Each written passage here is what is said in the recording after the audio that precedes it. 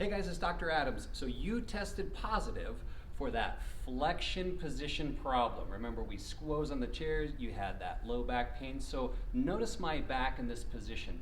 This is the position that we want to avoid at all costs. This is what we call the triggering position. And if you do not remove this position from your life for at least the next 21 days or longer, your back pain is just going to continue. So any activity that puts me into this flexion position, we want to avoid.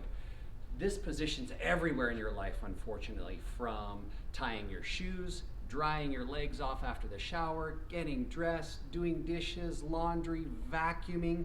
It can be everywhere. So I need you to be especially mindful of any of this position. Now let's talk about a couple of movement strategies that will help you deal with those positions when you're doing your activities of daily living.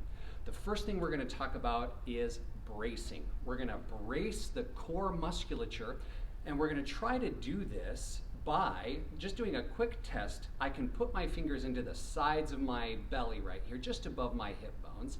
And what I'm going to try to do is see if I can push my fingers out, but not change the position of my spine. So I'm not drawing my belly button into my spine. I'm simply tightening everything and pushing my fingers out. This gives us a certain amount of tone in the core that's going to help protect us as we move. Okay, so bracing, very important. We're going to try to keep that brace on constantly through your movement.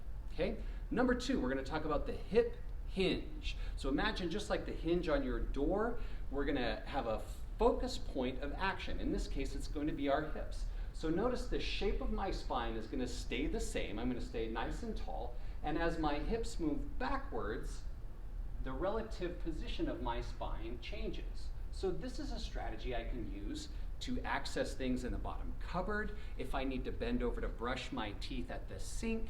Also for tying a shoe, I can simply put my foot up on a step or a chair, and hinging at the hip gets me a little bit closer to do these activities of daily living. A couple of other things that we want to use for the same strategy, utilizing the hip hinge, is what we call the golfer's pickup. So let's say I have to pick something up off of the floor. One leg comes up, I hinge at the hip, and very easily accessible getting something off the floor. If you need to stabilize yourself on the counter or a chair, also a good idea.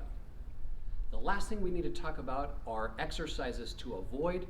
For right now, I want you to avoid any ab crunches and any of the traditional back stretches that you might know. In our next series, I'm going to show you the exercises that I want you to do that will help you solve your back pain.